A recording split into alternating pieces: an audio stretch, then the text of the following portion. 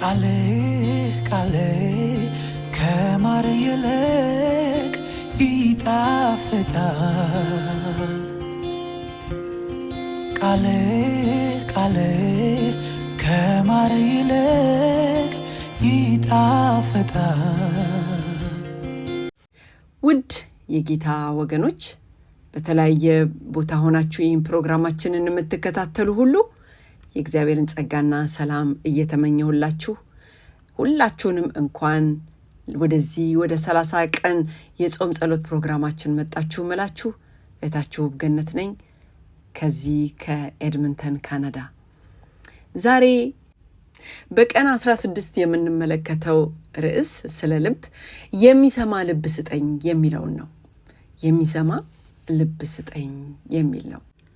የመግቢያ ጥቅስ አድርገን የምንመለከተው ንጉሱ ሰለሞን የተናገረውን ነው። ለባሪያህ የሚሰማ ልብ ስጠው የሚለውን ነው። የሚሰማ ልብ ስጠው ለባሪያህ አለ። የህይወት ምንጭ የሆነውን ልባችንን አጥብቀን ለመጠበቅ ልቤን መርምር እንደዚሁ ንጹህ ልብ ፍጠርልኝ በማለት ዕለት ዕለት ልንጸልይ እንደሚገባ ተመልክተናል። ታዲያ በእግዚአብሔር የልብ ምርመራ ተጠቃሚ ለመሆንና እርሱን በሚፈጥርልን ንጹህ ልብ ለመመላለስ ደግሞ ዕለት ዕለት እንዲህ ብለን ልንጸልይ ይገባል። የሚሰማ ልብ ስጠኝ። የንጉስ ዳዊት ልጅ ሰለሞን በአባቱ እግር ተተክቶ ወደ ዙፋን ሲመጣ ገባኦን በተባለ ስፍራ ለእግዚአብሔር መስዋዕት አቀረበ። እግዚአብሔርም ሌሊት በህልም ተገልጦለት እንድሰጥህ የምትፈልገውን ሁሉ ለምን አለው። ሁሉን የሚችል አምላክ የምትፈልገውን ሁሉ ለምን በማለት እድል ሲሰጥ ይህ የሚገርም እድል ነው። ታዲያ ሰለሞን ሀብትንና ጉልበትን ከመጠየቅ ይልቅ እንዲህ በማለት ጥያቄውን አቀረበ። ለባሪያህ የሚሰማ ልብ ስጠው። ምንም እንኳን በአማርኛው የመጽሐፍ ቅዱስ ትርጉም አስተዋይ ልብ ተብሎ ቢተረጎምም በኦሪጂናሉ ቋንቋ ሰለሞን የጠየቀው ግን የሚሰማ ልብ ስጠኝ ብሎ እንደሆነ ልብ እንላለን። እግዚአብሔር የሚሰማ ልብ ሲሰጠን የጥበብ መጀመሪያ እርሱን መፍራት እንደሆነ ጠንቅቀን እንረዳለን። ምንም ያህል አስተዋይና አዋቂ ብንባል የጥበባችን ምንጭ ሁሉን አዋቂ የሆነው አምላክ ካልሆነ ባዶ ቀፎ ነን። እግዚአብሔር የሚሰማ ልብ ሲሰጠን የእርሱን ፈቃድ የምናስተውል ብቻ ሳይሆን ደግሞም በፈቃዱ የምንመላለስ እንሆናለን። እስራኤላውያን ከግብጽ ባርነት በአምላካቸው ተአምራዊ ጉብኝት ነፃ ወጥተው በምድረ በዳም ብዙ የእርሱን ድንቅ ስራ የተመለከቱና ድምፁንም በጆሮአቸው የሰሙ ቢሆን የሚሰማ ልብ ግን አልነበራቸውም። ታዲያ ሙሴ ይህንን አሳዛኝ ልምምዳቸው በማስታወስ እንዲህ አላቸው። ዘዳግም 29 ከ2-4 ሙሴ እስራኤላውያንን ሁሉ ጠርቶ እንዲህ አላቸው። እግዚአብሔር በግብጽ በፈርዖን በሹማምንቱ ሁሉና በመላ አገሩ ላይ ያደረገውን ሁሉ አይኖቻችሁ አይተዋል። እነዚያ ከባድ ፈተናዎች፣ ተአምራዊ ምልክቶችና ታላላቅ ድንቆች በገዛ አይኖቻችሁ አይታችኋል።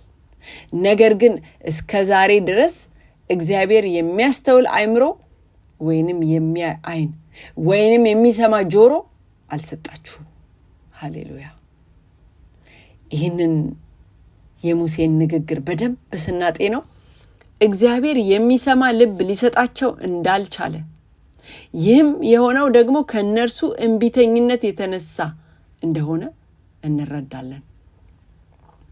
ወገኖቼ ታዲያ እኛም ዛሬ የእግዚአብሔርን ብዙ ተአምራቶች በገዛ አይኖቻችን እያየን ቢሆንም የሚሰማ ልብ ከሌለን በስተቀር ወደ ግብጽ ለመመለስ የምንቸኩል፣ ከተስፋይቱ ምድር ሳንደርስ በምድረ በዳ አሸዋ ውስጥ የምንቀር ነው የምንሆነው።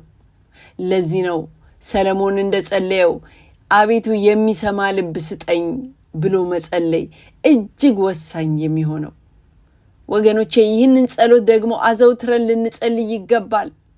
ሰለሞን ይህንን ጸሎት መጸለዩን ባቆመ ጊዜ እውነተኛውን አምላክ ከማያመልክ ህዝቦች ብዙ ሚስቶች አገባ። ሚስቶቹም ይላል ልቡ ወደ ሌላ እንዲያዘነብል አደረጉት። ሰለሞን በሸመገለ ጊዜ ሚስቶቹ ልቡን ወደ ሌሎች አማልክት መለሱት። የአባቱ የዳዊት ልብ እንደተገዛ ሁሉ በፍጹም ልቡ ለአምላኩ ለእግዚአብሔር አልተገዛም ይላል አንደኛ ነገሥት 11:3-4።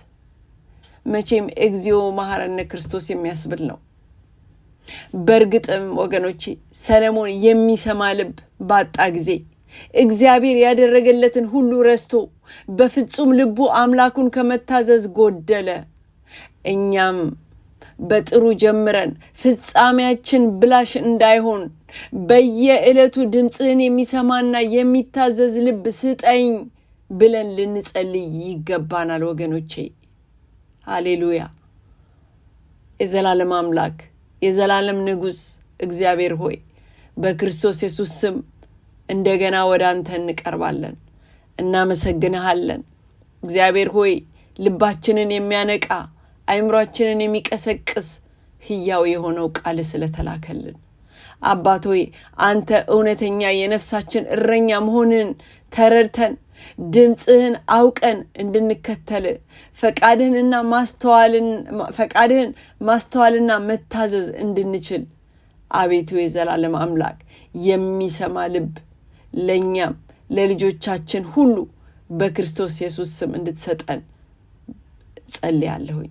ክብር ሁሉ ላንተ ይሁን በጌታ በኢየሱስ ክርስቶስ ስም አሜን።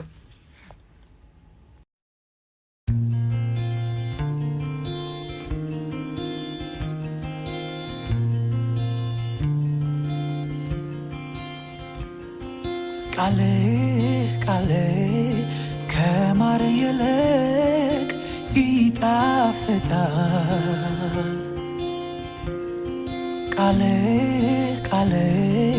ከማር ይልቅ ይጣፍጣል። ይለያል ይቀድሳል አስተዋይ ጠቢብ ያደርጋል። ቃሌ